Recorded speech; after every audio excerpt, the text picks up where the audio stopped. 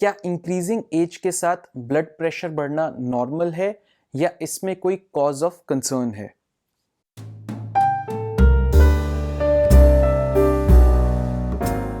होता क्या है कि बहुत सारे पेशेंट्स आते हैं मेरे पास ओपीडी क्लिनिक में, वो बोलते हैं डॉक्टर साहब मेरा बीपी 140/90 mmHg है।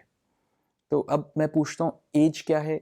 जनरली अगर एज 60 के ऊपर है, डायबिटिक नहीं है, कोई और हार्ट डिजीज़ नहीं है, पास्ट हिस्ट्री ऑफ हाइपरटेंशन भी नहीं है, पहले भी कभी बीपी की शिकायत नहीं रही है उनको, तो मैं जनरली बोलता हूँ कि प्लीज़ रिलैक्स करिए, स्ट्रेस फ्री रहिए, योगा करिए, डीप ब्रीदिंग करिए, प्रॉपर स्लीप लीजिए एंड बीपी को मॉनिटर करते रहिए। और ज़्यादा एलिवेटेड लगता है कॉन्स्टेंट बेसिस पे तो प्लीज़ मेरे को दोबारा रिपोर्ट करिएगा।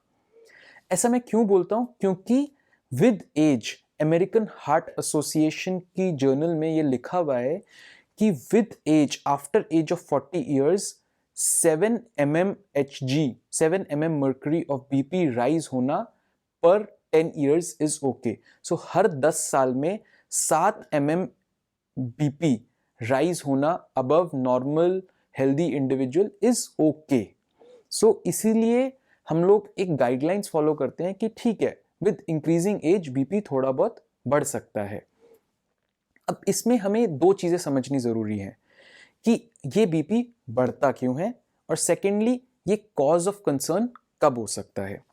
अब बीपी में होती हैं दो रीडिंग्स, एक होती है सिस्टोलिक ब्लड प्रेशर जिसको हम बोलते हैं ऊपर वाला ब्लड प्रेशर, और एक होता है डायस्टोलिक ब्लड प्रेशर जिसको हम बोलते हैं नीचे वाला ब्लड प्रेशर। जब हार्ट पंप करता है, बीट करता है, कॉन्ट्रैक्ट करता है, तो जो ब्लड प्रेशर हम नापते हैं उसको बोलते हैं सिस्टोलिक ब्लड प्रेशर।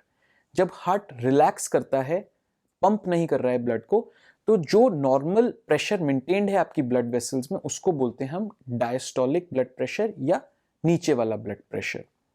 अब होता क्या है, नॉर्मली आपकी ब्लड वेसल्स जो खून की नलियां हैं वो इलास्टिक होती हैं, तो जैसे ही हार्ट कॉन्ट्रैक्ट करता है वो थोड़ी सी एक्सपैंड करती हैं, जैसे ही हार्ट रिलैक्स करता है वो दोबारा कॉन्ट्रैक्ट करती हैं, और उस टाइम पे हम ब्लड प्रेशर नापते हैं। तो इससे होता क्या है, परफ्यूजन मेंटेन्ड रहता है, आपकी बॉडी के टिश्यूज को सफिशिएंट अमाउंट ऑफ ब्लड मिलता है, चाहे हार्ट बीटिंग स्टेज में है या रिलैक्सिंग स्टेज में है।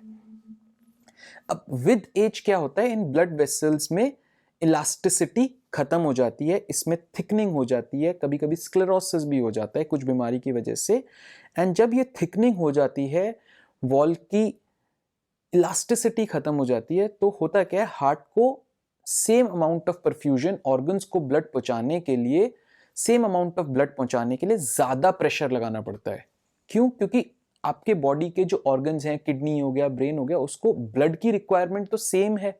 विद एज ब्लड की रिक्वायरमेंट तो कम हुई नहीं है, लेकिन इसकी इलास्टिसिटी कम हो गई है, तो इसीलिए आपके हार्ट को ज्यादा पंपिंग एक्शन से ब्लड भेजना पड़ता है। एंड जब वो ब्लड भेजता है तो ज्यादा ब्लड भेजता है, ज्यादा प्रेशर से भेजता है, तो इंक्रीज्ड सिस्टोलिक ब्लड प्रेशर हम देखते हैं इन एल्डरली पीपल, या विद इंक्रीजिंग एज हम देखते हैं कि सिस्टोलिक ब्लड प्रेशर ज्यादा बढ़ गया या ऊपर वाला ब्लड प्रेशर बढ़ गया है। बट साथ साथ होता क्या है, क्योंकि ब्लड वेसल की इलास्टिसिटी कम है, उसमें थिकनिंग हो रखी है, वॉल थिकनिंग है, तो सिस्टोलिक में तो ब्लड प्रेशर बढ़ गया, थोड़ी सी एक्सपेंशन, बट डायस्टोलिक जब हार्ट रिलैक्स करता है तो वो नॉर्मल नहीं आता है, वो कॉन्ट्रैक्ट नहीं करता है। तो होता क्या है, जो डायस्टोलिक ब्लड प्रेशर है वो कभी कभी रिड्यूस कर जाता है, और ये सिस्टोलिक और डायस्टोलिक ब्लड प्रेशर के डिफरेंस को हम बोलते हैं पल्स प्रेशर। इस पल्स प्रेशर का इंक्रीज, अगर ये डिफरेंस बहुत ज़्यादा हो जाता है, तो ये एक मेजर कॉज है, कार्डियोवैस्कुलर रिस्क है, रिस्क फैक्टर है हार्ट के लिए, ये अच्छा नहीं होता है।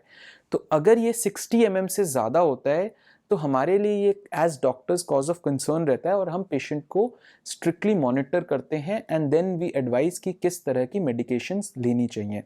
ऑब्वियसली आइसोलेटेड सिस्टोलिक हाइपरटेंशन जिसको हम बोलते हैं, अगर इंक्रीज्ड पल्स प्रेशर बढ़ जाता है डिफरेंट, तो इसको हम बोलते हैं isolated systolic blood pressure. And अगर नीचे वाला बीपी जिसको हम बोलते हैं नीचे की रीडिंग भी बढ़ी हुई होती है, ये भी एक हार्ट डिजीज के लिए रिस्क फैक्टर है। बट अगेन जैसे कि मैंने बोला कि इंक्रीज्ड डिफरेंस जो कि एल्डरली पीपल में सबसे ज्यादा कॉमन है, नॉर्मल हेल्दी इंडिविजुअल्स में जिनको ब्लड प्रेशर पहले नहीं था, विद इंक्रीजिंग एज जनरली उनका पल्स प्रेशर अगर बढ़ जाता है तो ये कॉज ऑफ कंसर्न है और आपके अपने ट्रीटिंग फिजिशियन या डॉक्टर को इमिडिएटली रिपोर्ट करना चाहिए। बहुत सारे लोगों को ये चीज़ें नहीं पता होती हैं क्योंकि ये नॉर्मल मेडिकल प्रैक्टिस में सिखाई जाती है, इसके बारे में जनरली इंफॉर्मेशन अवेलेबल नहीं होती है नॉर्मल लोगों को। तो इसलिए प्लीज़ जानना ज़रूरी है कि बीपी में 3 तरह की शिकायत हो सकती है। एक तो ऊपर वाला बीपी बढ़ सकता है, नीचे वाला बीपी बढ़ सकता है, या फिर ऊपर वाले या नीचे वाले बीपी के बीच का डिफरेंस बढ़ सकता है। तीनों ही केसेस में आपको डॉक्टर को रिपोर्ट करना चाहिए फॉर एन इफेक्टिव ट्रीटमेंट या रेमेडी। सो फ्रेंड्स, अगर आपको मेरा ये वीडियो पसंद आया तो प्लीज़ इसको लाइक करिएगा, शेयर करिएगा और मेरे अगले वीडियो का ज़रूर इंतज़ार करिएगा। थैंक यू एंड धन्यवाद।